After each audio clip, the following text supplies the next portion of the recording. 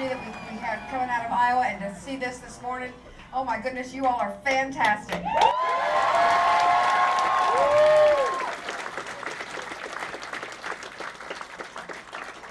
Kate and I had a great time. We have no energy whatsoever, but you just gave us a lot. All we have to do is suck it out of this crowd, and we'll be fine, won't we?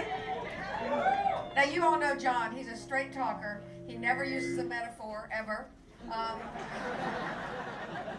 But I've got a metaphor for him. You know, you saw how much attention some candidates got, how much money some candidates have. It seems to me that the perfect metaphor for this race right now is Seabiscuit.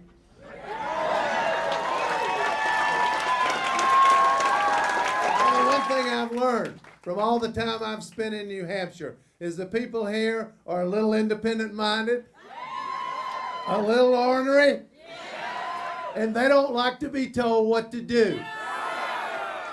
And they are not going to be told either by money or the national media what they're supposed to do. Instead, they're going to look for somebody who speaks from here, who truly believes in this cause, who will stand up and fight for the middle class, who will fight against money entrenched interest in Washington, D.C.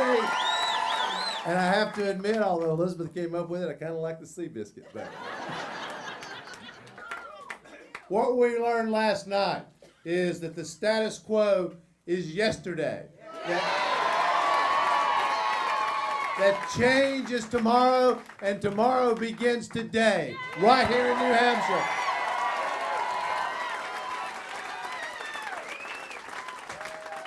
And what we know is that the corporate power that has a stranglehold on your democracy is not going to give up without a fight. And now we have 4 days in New Hampshire to decide what fighter we're going to send into that arena to be the next president of the United States.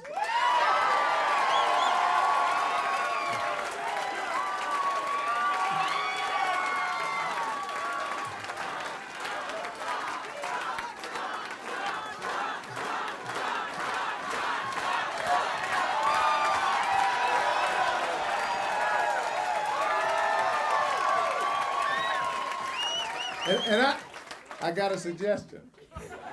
How about a guy who ran against 2 celebrity candidates who's raised between them over $200 million, but with a message of change and a message of fighting corporate greed and corporate power on behalf of the American people, showed last night that message and what you stand for matters more than money, and that here in New Hampshire, we are not going to have an auction.